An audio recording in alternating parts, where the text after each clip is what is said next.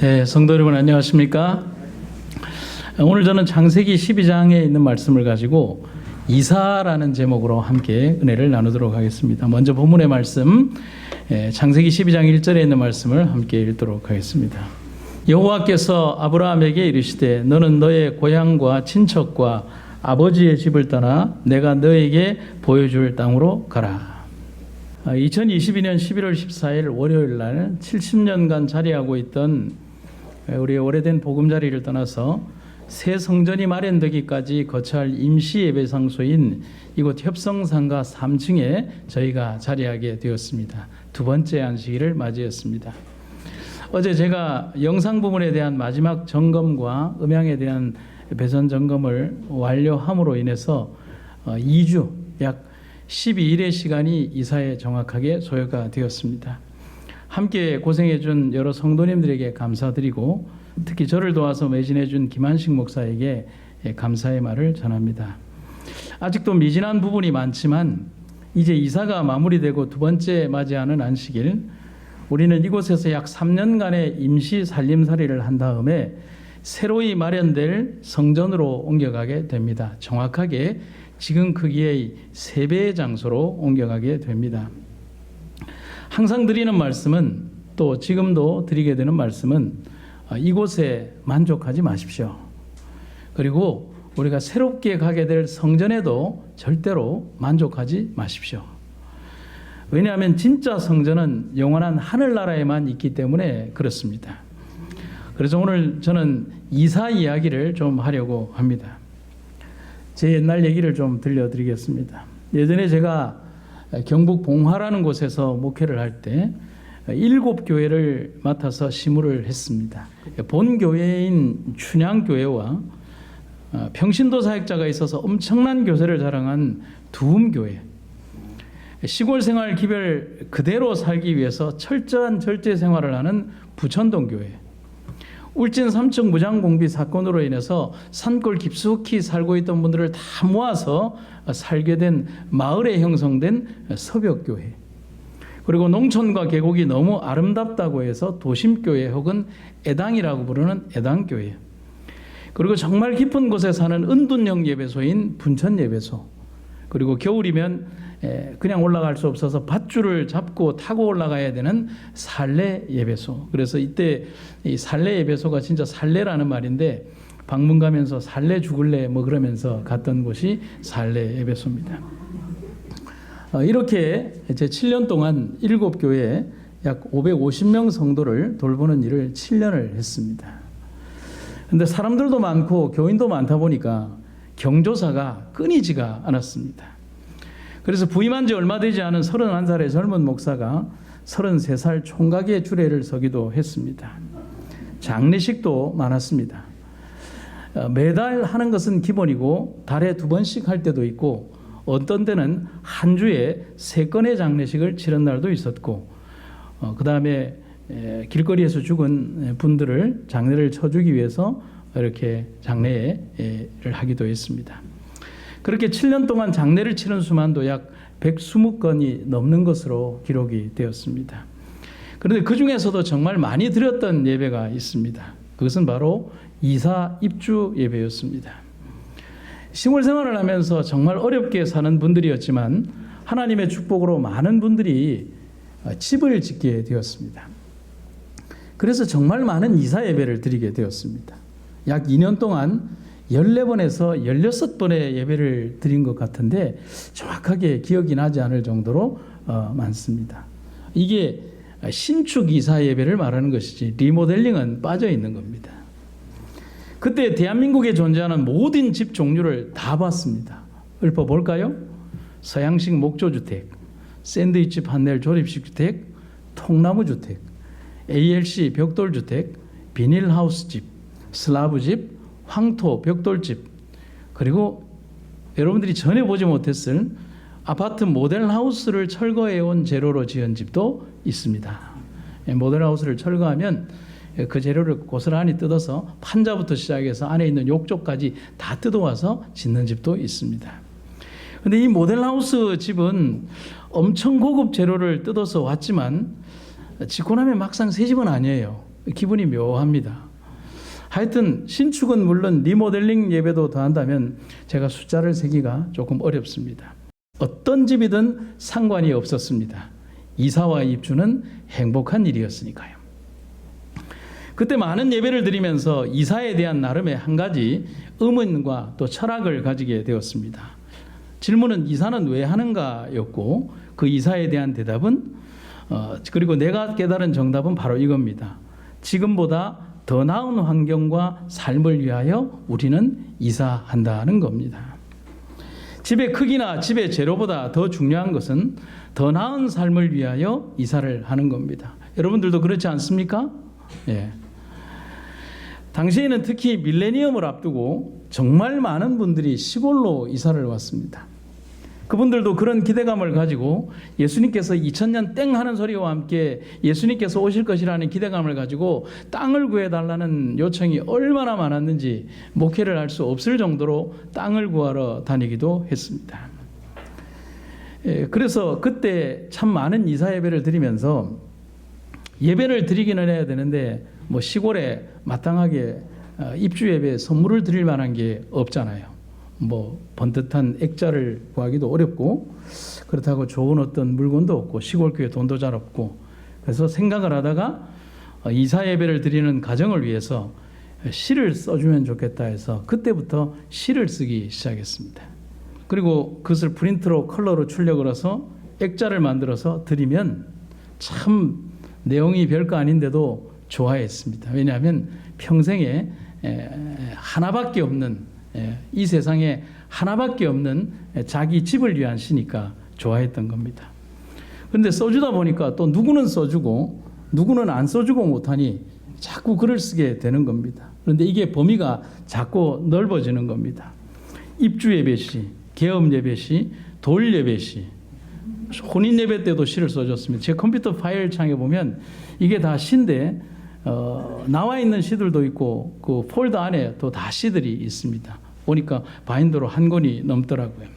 제가 오늘 설교를 마감하면서 사연이 있는 그때의 시 한 편을 소개하고 마치겠습니다. 역시 집사람한테 한 소리는 듣겠지만 있습니다. 사랑하는 성도 여러분, 지금 우리는 큰 이사를 준비하고 있습니다. 그런데 이 이사는 평생을 준비해야 하는 이사입니다.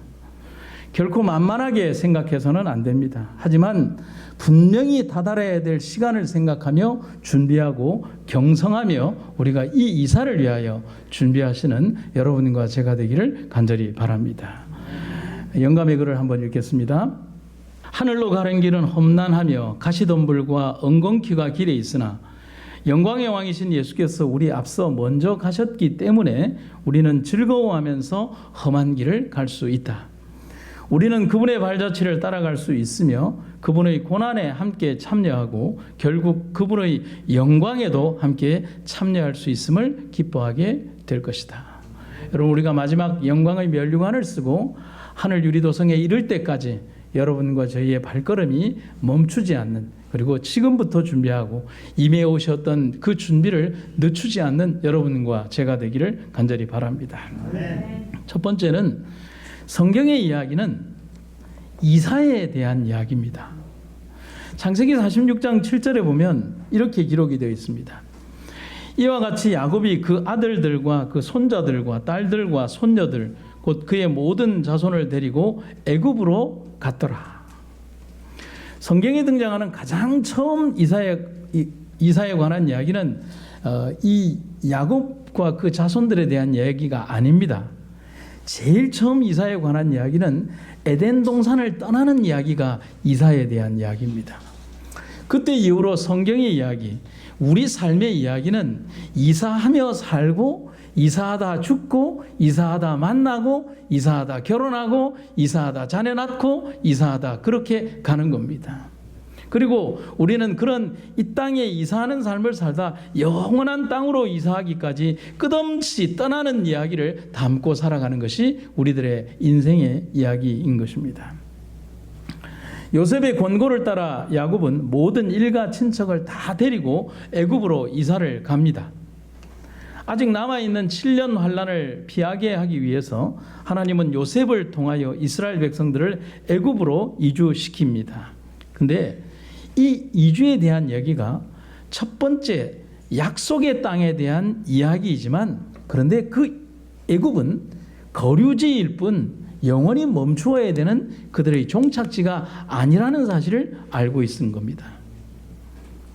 그것을 가장 먼저 알았던 사람은 요셉이었어요. 그래서 요셉은 자신이 죽을 때 아주 의미심장한 말, 곧 유언을 이렇게 남깁니다. 요셉이 그의 형제들에게 이르되 나는 죽을 것이나 하나님이 당신들을 돌보시고 당신들을 이 땅에서 인도하여 내사 아브라함과 이삭과 야곱에게 맹세하신 땅에 이르게 하시리라 하고, 요셉이 또 이스라엘 자손에게 맹세시켜 이르기를 하나님이 반드시 당신들을 돌보시리니 당신들은 여기서 내 해골을 메고 올라가겠다 하라 하였더라. 참 의미심장한 유언이죠. 여러분, 약속의 땅에 대한 강력한 의지와 믿음이 보이는 유언입니다. 여러분, 한번 궁금하게 생각하지 않으십니까? 왜 이런 유언을 했을까요? 여러분 같으면 어떻게 하시겠습니까? 얘야 어디에 땅 사놓은 거 있다 뭐 한다든지, 혹은 내가 정리 못한 돈 못 받은 거 있다라든지, 우리 어머니가 돈 못 받은 거 좀 알려주시고 가셨으면 제가 좀 더 잘 살 텐데 말이죠. 그런 거 내용이 하나도 없어요. 근데 요셉은 그런 유언이 하나도 없어요. 여러분, 해골이 무슨 대수라고 뼈 조각을 파내어서 가라고 요셉은 그런 유언을 했을까? 요셉은 경고하는 것입니다. 무슨 경고요? 애굽이 지금 여러분들 살기에 아무리 좋아 보여도, 고센 땅이 비옥해 보여도, 애굽이 고기를 주고 애굽이 양파를 주고 먹고 살게 해줘도 이곳은 우리의 머무를 영원한 약속의 땅이 아니라고 말하는 겁니다. 하나님이 우리를 민족으로 만드시기 위하여 환난을 지나가게 하시기 위하여 마련하신 잠깐 동안의 거류지일 뿐 우리의 영원한 정착지는 아니라고 요셉은 그의 유언에서 말하고 있는 겁니다. 그래서 요셉은 죽어가면서 이래 얘기하는 겁니다. 기억하십시오. 내 뼈라도 여기에 남지 않겠습니다. 왜냐하면 이곳은 내가 영원히 거해야 될 땅이 아니기 때문에 그렇습니다. 그래서 출애굽기 13장 19절에 보면 출애굽 당시에 모세가 한 행동을 우리가 이렇게 볼 수가 있습니다. 모세가 요셉의 유고를 가지고 갔는데, 이는 요셉이 이스라엘 자손들에게 엄숙히 맹세시켜 말하기를 하나님께서 너희를 반드시 찾아오실 것이니 너희가 내 유고를 이곳에서 가지고 나가라고 하였기 때문이다. 여러분, 출애굽 여정의 그 바쁘고 힘든 여정 가운데에서 모세는 급히 뭘 하느냐 하면 요셉에 묻혀진 그 무덤가에서 유고를 파내오는 굳이 그런 행동을 하고 있고, 그것이 성경에 기록이 되어 있습니다. 출애굽 노정에서 모세가 취한 행동 중 가장 첫 번째가 바로 400년 전 유언한 요셉의 유언을 따라 해골을 파서 파는 행동이었습니다. 그리고 역사 이래로 가장 크고 웅대한 이사를 진행한 것입니다. 여러분, 이사해 보면 어떻던가요? 편하던가요? 여러분, 요즘은 정말 이사하기 편하죠. 뭐 흔히 하는 말로 포장 이사를 하면 아침에 밥 먹다가 숟가락 놓은 채로 가면 저녁에 거기에다가 뭐 갖다 주는 아주 프라임 이사도 있고요. 예전에 저희가 목회를 처음 나왔을 때 목사들의 이사는 정말 힘이 들었습니다.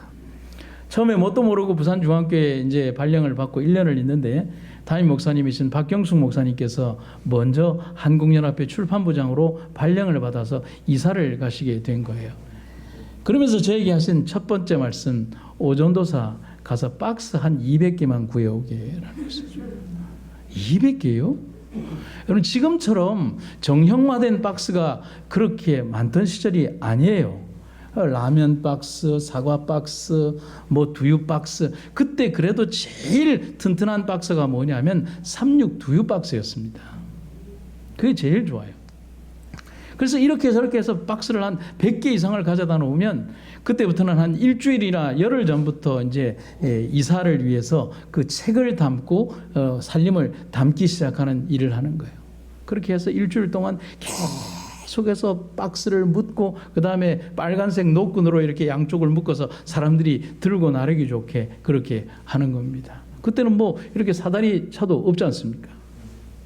여러분, 한 사람의 이사도 그렇게 힘이 드는데 이스라엘 백성들은 200만 명이 움직이는 겁니다. 그들만 움직일까요? 200만 명이 거느렸던 짐승들도 함께 움직이는 거죠. 그들이 먹어야 될 물과 사흘 정도 가는 물과 물 부대와 그 다음에 노모들 어린 자녀들을 함께 다리고서 가야 되는 200만 명이나 되는 엄청난 대군이 움직이는 이사. 그렇듯 성경의 두 번째 책 출애굽기는 딱 한마디로 표현할 수 있습니다. 이사에 대한 이야기입니다. 창세기가 애굽으로 들어가는 이사에 대한 이야기였다면 400년의 세월을 지낸 후 이스라엘 백성들은 더 나은 삶을 위하여 애굽을 떠나 약속의 땅으로 이사를 하는 이야기를 그린 것이 출애굽기입니다. 그런데 떠나기까지 그리고 떠난 후에도 정말 많은 일들과 갈등, 고통이 그들과 함께 있었습니다. 여러분, 좋은 곳으로 가겠다고 이사를 나왔으면 행복하게 살아야지. 왜 광야에서 왜 싸웁니까? 모세는 왜 욕합니까? 하나님은 왜 원망합니까? 여러분, 갈등의 원인이 뭐였죠?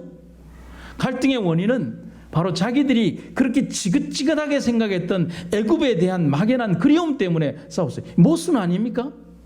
자유가 그리워서 나왔는데, 그들이 살게 해달라고 하나님께 부르짖어 나왔는데, 그리고 그들이 굶고 그들의 자녀들이 종과 노비로 살 수 없어서 자유를 달라고 나왔는데 막상 광야에 나와서는 하나님께 원망하면서 왜 우리가 광야에 나와서 죽게 되었냐고, 차라리 애굽이 낫다라고 그렇게 악을 쓰면서 하나님 원망하는 겁니다. 여러분, 생각해 보죠. 애굽이 어떤 땅입니까? 애굽은 그들과 그들의 후손들의 삶을 종으로 만들고 고통에 젖게 만들었지만 막상 떠나고 나니 애굽을 그리워하는 겁니다. 그래서 많은 갈등이 있었습니다. 하나님의 임재와 돌보심이 있었지만 그들의 생각은 여전히 애굽에 계속 머물러 있는 거예요. 몸은 나왔는데 그들의 정신은 어디에 머물러 있는 거예요? 애굽에 머물러 있는 거예요. 여러분, 우리의 삶도 그렇게 해서는 안 됩니다. 하늘 간다라고 말만 하고 몸뚱아리는 나왔는데 계속 그의 생각은 소돔성에 머물러 있었던 그 여인과 다를 바가 없다는 거죠. 두 성경절을 한번 보시겠습니다. 출애굽기 16장 3절 쉬운 말 번역으로 보면, 이집트에서는 고기 삶는 솥도 곁에 있었고 빵도 배부르게 먹었어. 대가를 뭐로 지불했습니까? 그들의 자유를 지불했잖아요.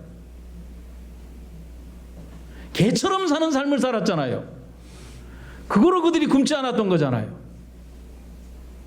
민수기 14장 4절에 그들은 자기들끼리 이렇게 떠들어댔다. 우리가 지도자를 한 사람 뽑아서 다 같이 이집트로 돌아갑시다. 돌아갈 수 있어요. 근데 문제는 애굽은 내일, 곧 미래와 희망이 없는 곳인데 돌아가자라고 말하는 겁니다. 아무리 많은 시간을 애굽에서 더 보낸다 할지라도 후대에게 남겨줄 것이 하나도 없는 땅이 애굽입니다. 그래서 그들은 선택해야 했습니다. 출애굽입니다. 그것이 단순히 그들의 육신만 나오는 것이 아니라 그들의 생각과 모든 삶 전부 다가 애굽을 떠나서 하나님 약속의 땅으로 들어가야 하는 겁니다. 그것을 떠나는 것 외에는 어떤 미래도 없는 곳입니다. 그런데 생각해 보면 이게 쉬운 게 아니에요. 그렇잖아요? 여러분, 지금 출애굽에 참여하는 200만 명 전부 다가 다 어디에서 태어났습니까? 이스라엘에서 태어났습니까? 애굽에서 태어났습니까? 그들은 속지주의로 따진다면 고향이 이집트 사람들이에요.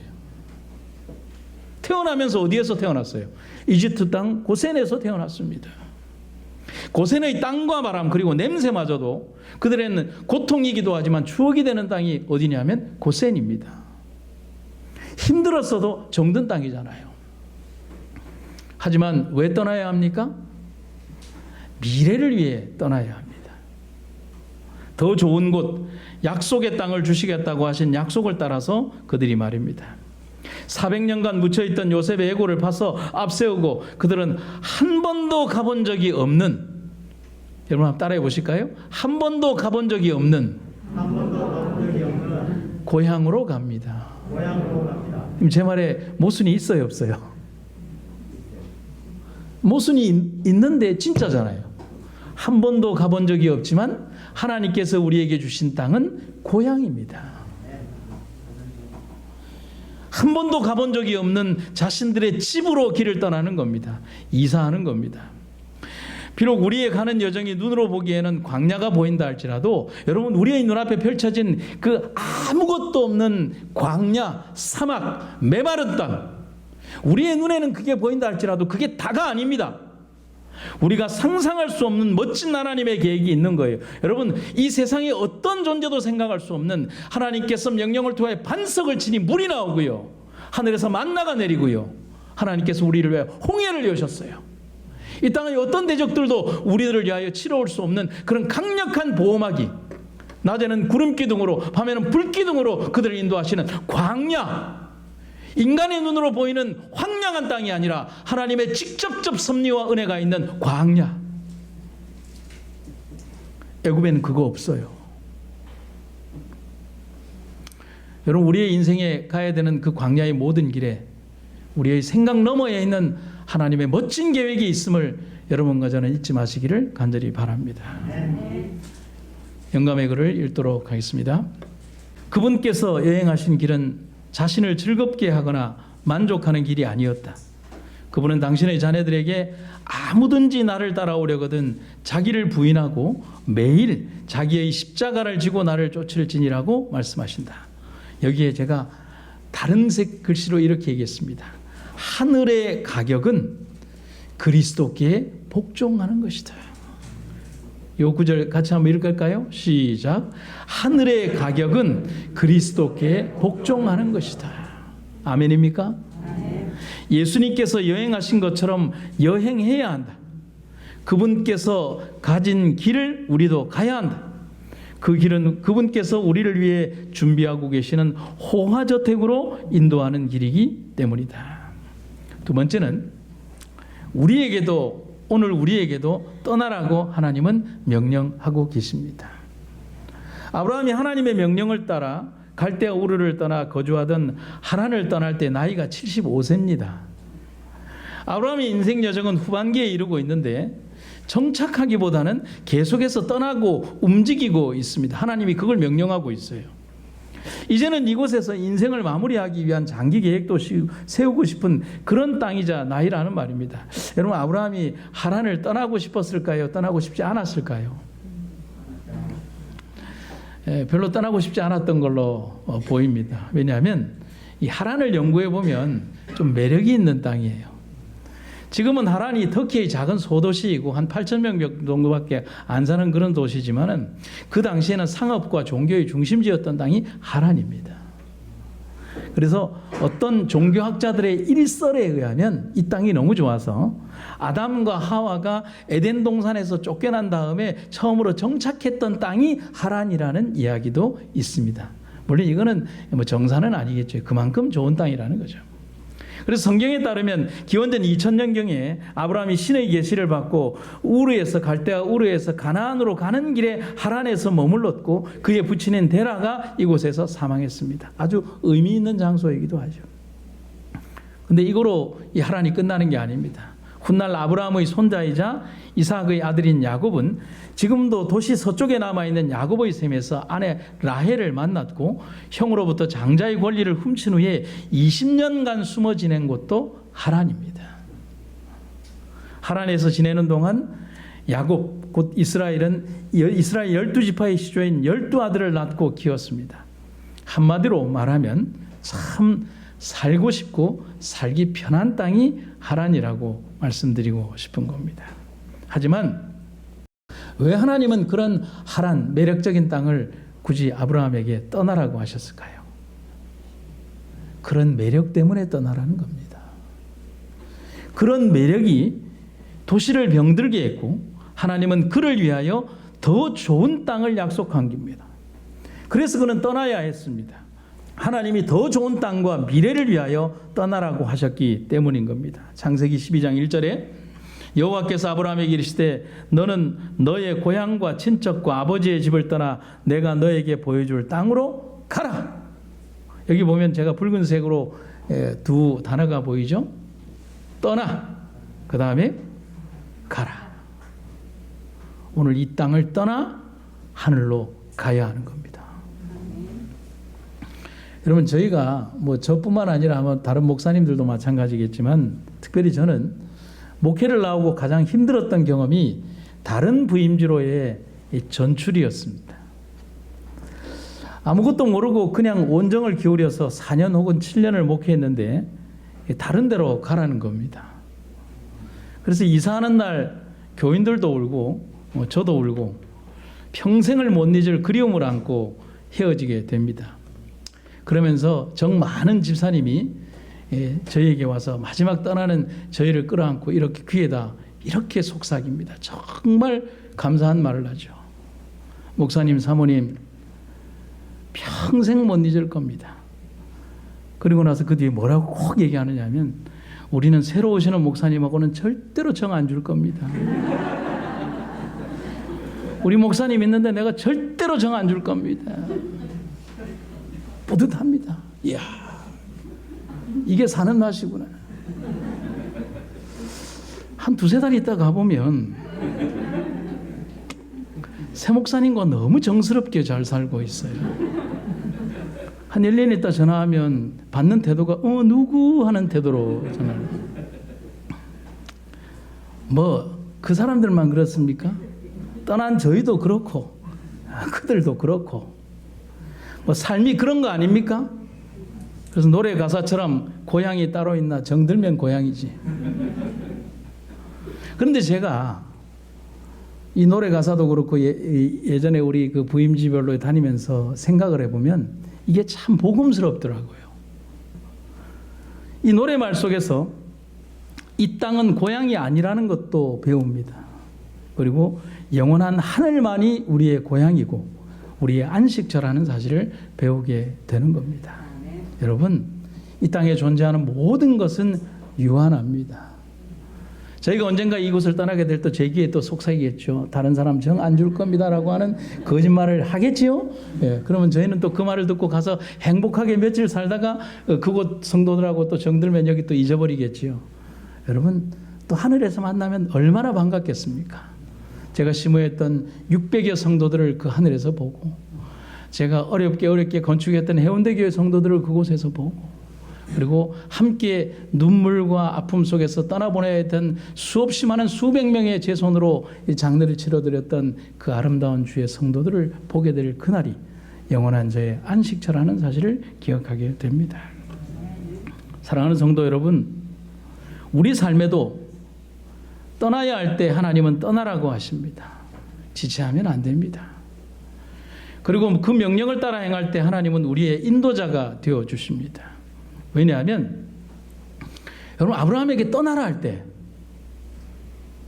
하나님께서 아브라함에게 하셨던 그 명령 속에 떠나라는 명령에는 아주 냉혹한 하나님의 어떤 명령만 있는 게 아니라 우리가 따라야 되는 사명도 있지만 그 안에는 분명한 축복이 함께 있습니다. 한번 보세요. 여호와께서 아브라함에게 이르시되 너는 너의 고향과 친척과 아버지의 집을 떠나 내가 너에게 보여줄 땅으로 가라. 그 다음에 뭐라고 기록이 되어 있어요? 내가 너로 큰 민족을 이루고 내게 복을 주며 내 이름을 창대하게 하리니 너는 복이 될지라. 너를 축복하는 자에게는 내가 복을 내리고 너를 저주하는 자에게는 내가 저주하리니 땅의 모든 족속이 너로 말미암아 복을 얻을 것이라 하시니라. 아브라함이 떠나지 않는다면 이 복은 그의 것이 아닙니다. 그 도시가 좋아서, 지금 사는 환경이 좋아서 그것에 만족한다면 그는 그 축복을 받지 못한다는 겁니다. 하나님의 분명한 약속을 잊지 않는 여러분과 제가 되기를 간절히 기원합니다. 이 땅은 절대로 영원한 안식처가 아닙니다. 그냥 고센 땅일 뿐입니다. 살기 좋은 그런 땅일 뿐입니다. 그러나 영원한 안식처는 아닙니다. 약속의 땅은 저 너머에 있습니다. 이 땅에 머무르려고 하지 마십시오. 어차피 머무를 수도 없습니다. 하늘에 가야만 영원한 안식을 얻게 됩니다. 우리들의 모든 소유, 우리들의 모든 지위, 우리들의 모든 것들이 풀의 꽃처럼 사라지게 될 것입니다. 사랑하는 성도 여러분, 제가 이제 설교를 마무리하고자 합니다. 설교 처음에 약속한 대로 한 편의 시를 제가 소개하고자 합니다. 제가 자꾸 지난주에 이어서 시를 소개하게 되어서 송구합니다. 좀 사연이 있는 시라서 제가 읽고 마치도록 하겠습니다. 이 시는 제가 2003년에 썼습니다. 한 가정을 위해서 쓴 시인데요. 평생을 충청도에서 사시던 장로님 부부가 제가 목회하던 춘향으로 집을 짓고 이사를 오시게 되었습니다. 평생 사시던 그곳은 삶의 전부를 보내며 결혼도 하고 자녀도 키우고 교회도 지었던 장소였습니다. 그래서 그곳은 그의 고향이자 삶이자 인생 전부였습니다. 그리고 그곳에는 친척들과 친지들, 교우들, 그리고 아직 살아계신 90살의 노모도 있었습니다. 어머니는 같이 가자고 했지만 나는 죽어도 여기서 죽겠다고 아들과 함께 동행하지 않았습니다. 그런데 그 장로님 부부는 그 고향 땅을 떠나고자 했습니다. 그 이유는 너무 오랜 세월을 그 땅에서 살아오며 그리고 그 교회에서 그렇게 지내다 보니 자신의 신앙이 꺼져가는 것을 느끼게 되었다는 겁니다. 도무지 어떻게 해도 자기의 신앙이 회복이 되지 않더라는 겁니다. 꺼져가는 자신의 신앙을 아파한 것입니다.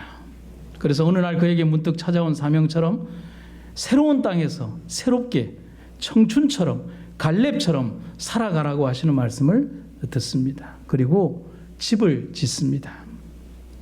90살의 어머니는 요지부동이었고 안 간다고 하셨습니다.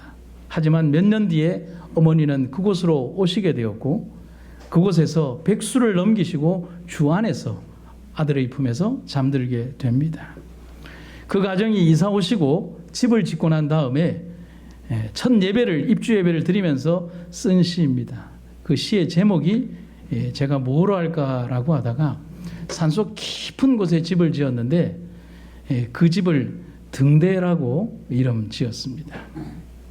이 시를 읽어드리고 마치겠습니다. 바다는 좋기 300리도 멀리 있지만 야트막한 동산에 등대 하나 지었습니다. 아무리 찾아봐도 길을 찾는 고깃배는 없지만 우리가 살아갈 이 집을 우리는 등대라 이름 붙여 봅니다. 등대는 길을 묻는 이에게 빛으로 답하고 등대는 외로운 이에게 빛으로 동무되고 등대는 볼 수 없는 이에게 빛으로 길을 열어줍니다. 이 집도 등대처럼 이들에게 저들에게 그리고 또 다른 이에게 길이 되고 동무가 되고 빛이 되고 싶습니다. 60년을 살았던 삶의 터전엔 아직도 구순의 엄마가 있고 내 가슴 열어도 부끄럽지 않을 친구들이 있지만 떠나야 할 시기라 믿었기에 아쉬움은 없습니다. 이젠 이곳에서 무엇을 해야 할까? 어떻게 살아갈까 고민하지 않습니다. 바다가 아닌 산골에 등대를 지었으니 바다가 아닌 산속에 방주를 지은 노아처럼 소리가 되고 빛이 되어야 하겠습니다. 아름다운 집보다는 빛이 되는 집, 살기 좋은 집보다는 빛을 비추어 있는 집, 그런 집에 살고 싶습니다. 등대에 살면 등대지기가 되어야 합니다. 말씀의 다락방에 올라 하늘을 보며 당신이 피우신 새벽 숯불의 연기처럼 결코 꺼지지 않을 말씀의 빛을 비추일 터입니다. 40년의 세월 속에 오늘까지 함께한 사람, 내 기쁨과 내 슬픔을 가슴으로 함께한 사람, 내 아픔과 절망에 가슴을 쓸어내린 한 사람, 아무리 많은 세월을 가도 함께 있을 사람, 죽음을 넘나드는 수술실에서도 내가 먹을 한 끼의 저녁을 더 걱정한 사람, 그 사람과 이 등대에서 헤어짐이 없는 영원의 나라를 함께 맞고 싶습니다. 이제 모든 이가 떠나면 당신과 나는 외로운 등대에 남겨지겠지요. 둘이 살기엔 너무 큰 집, 그래서 방마다 빛으로 채우고 당신의 은혜로 채우는 그런 집. 오랜 세월이 흘러 집은 낡고 우리는 더 늙어졌어도 세상을 향한 빛만은 아낌없이 항상 여전히 비추이는 그런 집이고 싶습니다. 누가 등대를 외롭다 말합니까? 빛 대신 그분이 항상 있을 터인데 이 집은 당신의 빛을 비추는 등대가 되고 싶습니다. 사랑하는 성도 여러분, 장자의 죽음으로 촉발된 애굽왕 바로의 전격적인 하나님에 대한 굴복이 그 사건으로 인해서 이스라엘 백성들의 출애굽은 시작이 됩니다. 출정 준비를 이미 마친 이스라엘 백성들은 새벽의 미명과 함께 역사의 가장 큰 이사를 합니다. 총 40년의 기간이 걸리는 이사. 하지만 그것은 고통이 아닌 축복의 시작이었습니다. 이스라엘 자손이 람셋을 떠나서 숫곳에 이르니 유아 외에 보행하는 장정이 60만 가량이요 수많은 잡족과 양과 소와 심히 많은 가축이 그들과 함께 하였으며. 사랑하는 성도 여러분, 이사 준비하고 계십니까? 하늘이 어제보다 분명히 더 가까워졌습니다. 함께 준비합시다. 우리의 고향은 이곳이 아니라 하늘입니다. 우리의 삶의 매일매일을 준비하며 살아가는 여러분과 제가 되기를 주의 이름으로 축원합니다. 영원한 하늘에 이르기까지 우리가 지치지 않게 하시고 때로는 낭망하여 쓰러지는 위험에 처할 때 우리의 든든한 어깨가 되어 주시옵소서. 사랑하는 성도들이 함께 서로를 의지하며 이제 조금만 참으면 하늘입니다 라고 서로를 위로할 수 있도록 도와주시며 우리의 생애에서 오로지 주님만 바라보게 하여 주시옵소서. 기다리다 잠든 이들, 때로는 먼저 떠나간 사람들을 더욱더 그리워하며 그들과 함께 영원한 하늘에 이르기까지 우리 함께 이사 준비하며 살아가게 하여 주시옵소서. 오늘 우리의 삶을 이끌어 주신 주의 은혜를 감사드리며 매일매일이 주님의 은혜며 매일 매 순간이 하나님의 은혜임을 잊지 않는 우리가 되게 하여 주시옵소서. 예수님 이름으로 기도드립니다. 아멘.